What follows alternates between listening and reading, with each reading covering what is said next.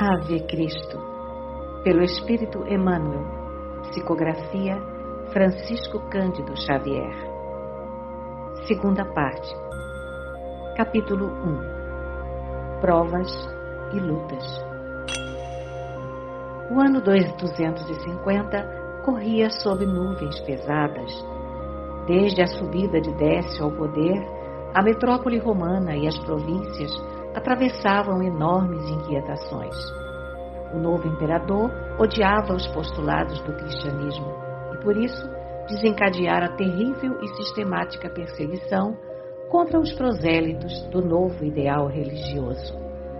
Editos sanguinolentos, ordens rigorosas e missões punitivas foram expedidas em variadas direções.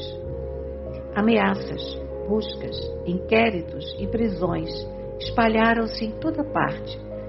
Fogueiras, feras, espadas, unhas de ferro em brasa, ecúleos, tenazes e cruzes foram trazidos fartamente aos processos de flagelação. Prêmios foram estabelecidos para quem inventasse novos gêneros de tortura. E os magistrados, quase todos dados ao culto do temor e da bajulice, primavam na execução dos desejos do novo César. Em Cartago, as famílias cristãs sofriam vexames e apedrejamentos. Em Alexandria, os suplícios se multiplicavam sem conto. Nas Gálias, os tribunais viviam repletos de vítimas e delatores. Em Roma, intensificavam-se os espetáculos de morte nos circos. Entre os sucessores deploráveis da época, a Vila Vetúrio, em Leão, mostrava-se menos festiva, todavia mais laboriosa e mais frutescente.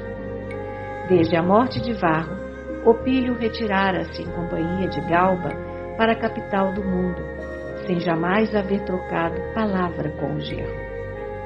As terríveis surpresas havidas entre ambos, desde o suicídio de Flávio Súblio, cavaram entre os dois abismos de silêncio e fria, animada versão, no fundo dos quais as amargas revelações obtidas jaziam como segredos indevassáveis do coração.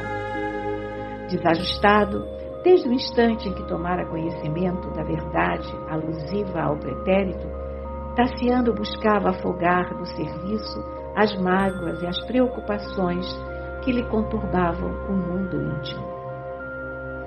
Devotado à esposa, que sempre lhe merecia o maior carinho, tentou concentrar nela todos os seus cabedais afetivos. Entretanto, Helena era demasiado frívola para compreender-lhe a dedicação. Absorvida em atividades sociais numerosas, viajava frequentemente, ora visitando relações de amizade em localidades fronteiriças, ora seguindo ao encontro do pai e do irmão na metrópole imperial.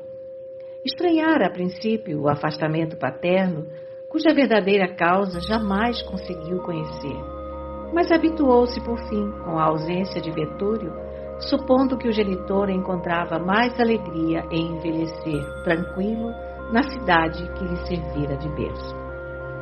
Sempre acompanhada de Anacleta, sua antiga governanta, era assídua frequentadora do teatro, do circo, das corridas e dos jogos. Não valiam para alterar-lhe a conduta as solicitações reiteradas do esposo, dado a meditação e a dignidade doméstica. A jovem senhora encontrava cada dia 1000 pretextos de ausentar-se, escrava da opinião pública, das convenções, das modas e dos folguedos impróprios da sua condição. Vetúrio realmente se desligara do enteado, mas não largara a mão dos interesses patrimoniais e, a fim de proteger-se, enviara à herdade um liberto grego de sua confiança, de nome Teódulo, conferindo-lhe o direito de partilhar com o genro os serviços administrativos. Teódulo era um solteirão inteligente e astuto, invariavelmente disposto à curvatura da cerviz para oferir vantagens para si mesmo. Fizera-se amigo de Tassiano, mas em muito maior grau da esposa, cavando sutilmente a separação entre os dois. Se a dona da casa pretendia um passeio a Viena ou a Narbona, era o primeiro a apresentar-se para guiar-lhe a condução. Se desejava cruzar o Mediterrâneo para excursões a Roma e adjacências, era ele a pessoa indicada para segui-la de perto, de vez que o marido, com estranheza para a mulher, não parecia inclinado a qualquer reencontro com o sogro. Tassiano, não obstante o vigor juvenil dos 34 anos, revelava-se profundamente modificado. Não era mais um moço de outro tempo. Ensimesmara-se. Já que lhe não era possível encontrar na companheira a confidente desejável, vivia psiquicamente insulado, aplicando no serviço do campo todo o potencial de suas forças. Não podia crer-se rico, de vez que se achava ligado aos interesses de Betúlio, preso à fatalidade doméstica. A propriedade era quinhoada de rendas substanciosas, mas a sua posição em família colocava-o em subalternidade econômica, de vez que, no fundo, Helena era a filha legítima, com quem o dono da herdade se entendia diretamente, através de correios constantes. Muitas vezes considerara a conveniência de adquirir um sítio em que pudesse exercer a autoridade que lhe era própria. Entretanto, a realização nunca saíra do projeto. As despesas da esposa eram demasiado expressivas para que pudesse aventurar-se em semelhante cometimento. Helena despendia somas enormes no fausto de sua carreira social. Por isso mesmo, interrompida a intimidade dele com o padrasto, desde a morte de Varro, via-se o rapaz torturado por incessantes problemas financeiros que as suas múltiplas atividades mal permitiam resolver. A única compensação que usufruía era o consolo que lhe vinha da constante ternura da segunda filha. Nascera Blandina em 243, como se fora uma bênção que o céu lhe houvera reservado ao coração. Enquanto a primogênita, menina e moça, apegava-se ao espírito materno, copiando-lhe as predileções e atitudes, a menor colava a seu pai exclusivamente. Acompanhava-o em seus giros solitários pelo bosque, seguia-lhe as meditações no jardim. Não valiam ralhos da governanta, nem observações dos mais íntimos. Blandina parecia uma flor permanente a engastar-se na destra paterna. Diariamente, ao amanhecer, era a única pessoa de casa a orar, em companhia de Tassiano, ante a estátua de Cíbele, a deusa maternal. Certa manhã, vamos encontrá-los conversando em extenso vinhedo. Papai, indagava ela, de cabelos soltos, beijados pela luz solar, quem fez o campo assim tão belo? O genitor, sorrindo, respondeu feliz. Os deuses, filhinha. Os deuses nos concederam as árvores e as flores para o embelezamento de nossa vida. A menina, embriagada de júbilo infantil, tomou um cacho de uvas amadurecidas e perguntou de novo: Mas, papai, qual dos deuses nos traz uvas tão doces? O companheiro, satisfeito com a curiosidade dela, sentou-a nos joelhos explicando: Quem nos concede a bênção da colheita é Ceres, a generosa deusa da agricultura. Talvez, prevendo novas interrogações da pequena, continuou: Ceres fez longas viagens entre os homens, ensinando-os a arar o solo e a preparar boas sementeiras. Possuía uma filha, de nome Prosérpina, cariosa e bela como tu, mas Plutão, o rei dos infernos, roubou-a, cruel. Oh, por quê? Interferiu Blandina, interessada. E o moço prosseguiu pacientemente. Plutão era tão feio, que não achou mulher que o amasse. Então, um dia, quando Prosérpina colhia flores nos campos sicilianos, o medonho Plutão assaltou-a e conduziu-a para sua horrível morada. Pobrezinha, lamentou a pequerrucha penalizada. E a mãe dela, não encontrou algum meio de salvá-la? Ceres sofreu muito, até que lhe descobriu o paradeiro.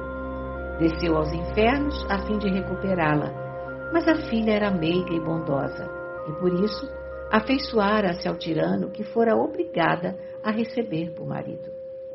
Compadecendo-se do esposo, não mais quis voltar.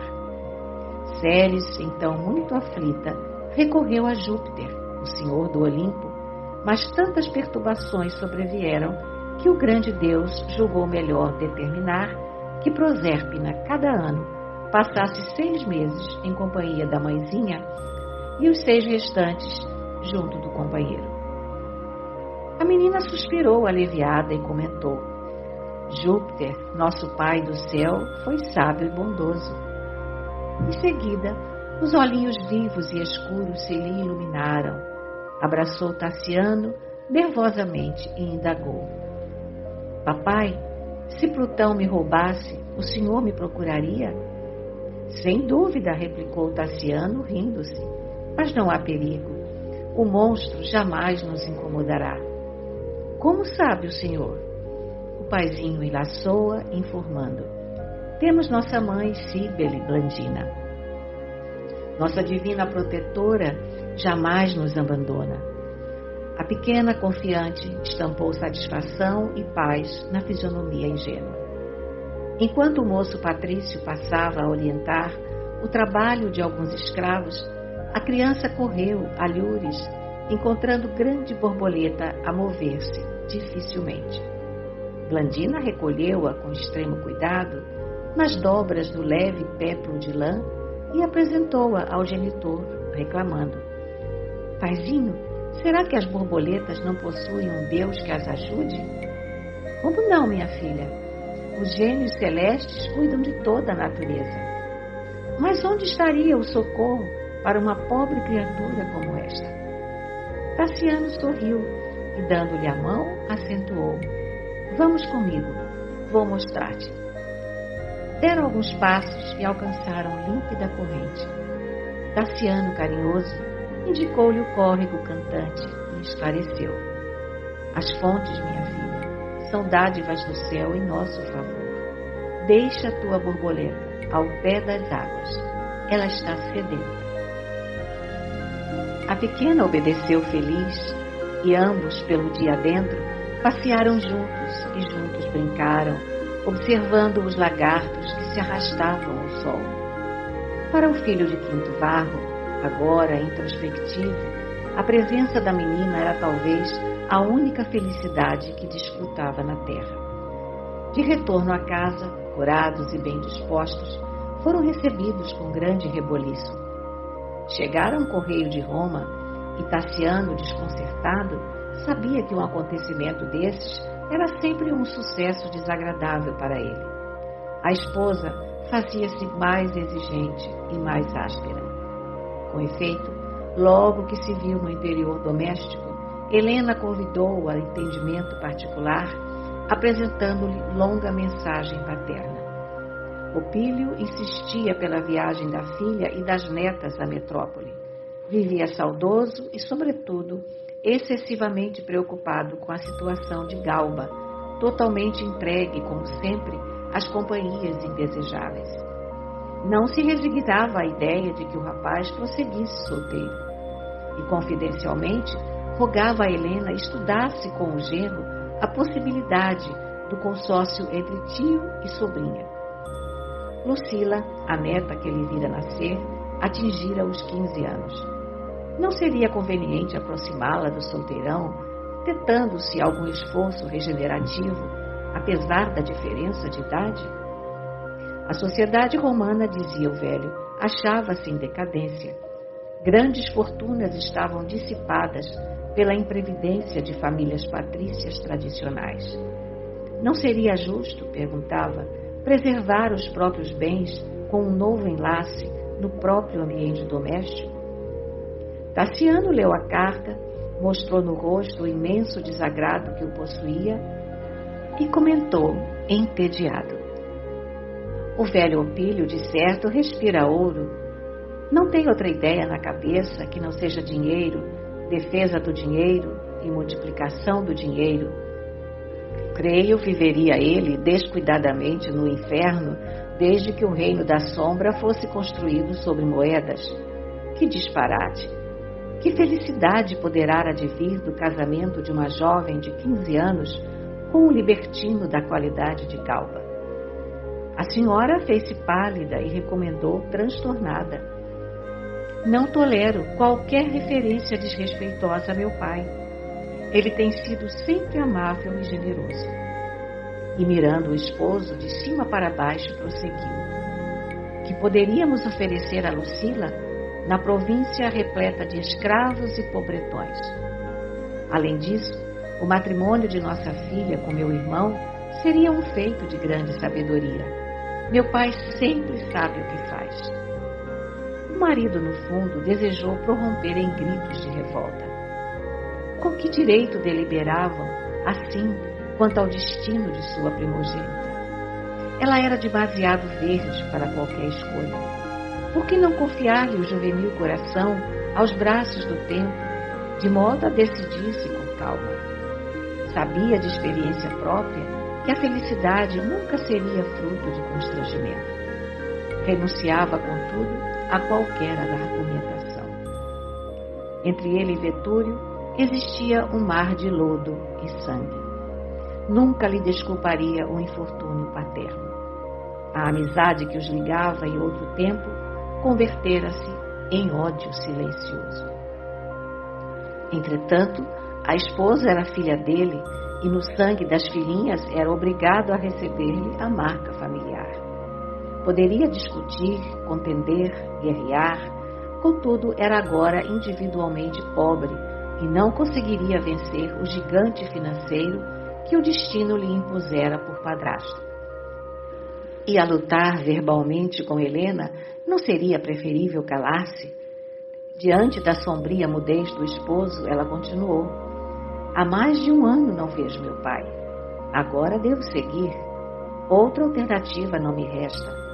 A embarcação estará em Massília, provavelmente na semana próxima. Desta vez suponho contar contigo. Meu pai espera por ti há muitos anos. Como quem despertasse de um pesadelo, Tassiano replicou mal-humorado: não posso. É isto.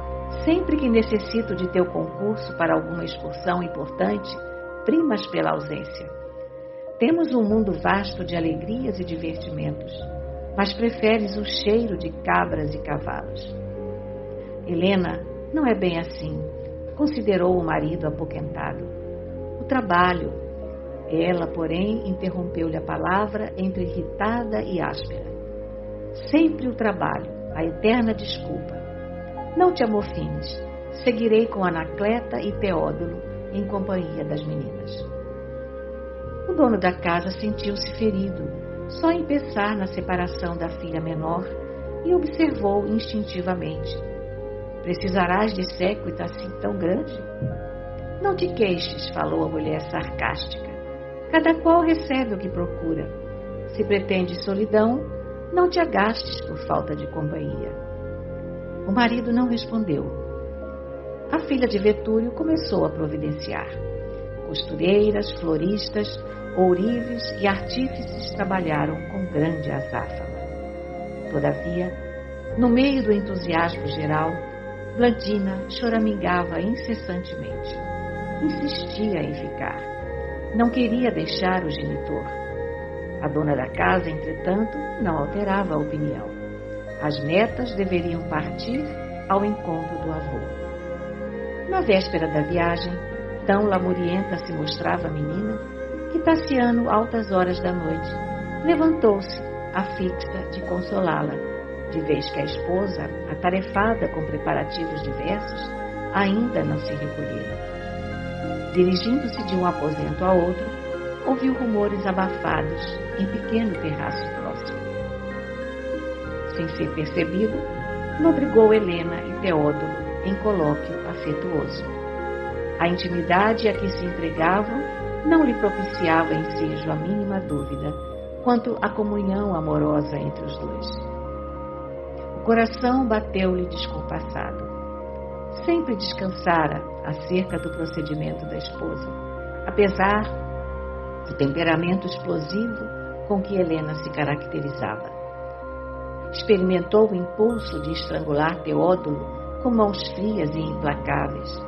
No entanto, os gemidos de Blandina despertavam-lhe os sentimentos de pai. O escândalo não traria compensações.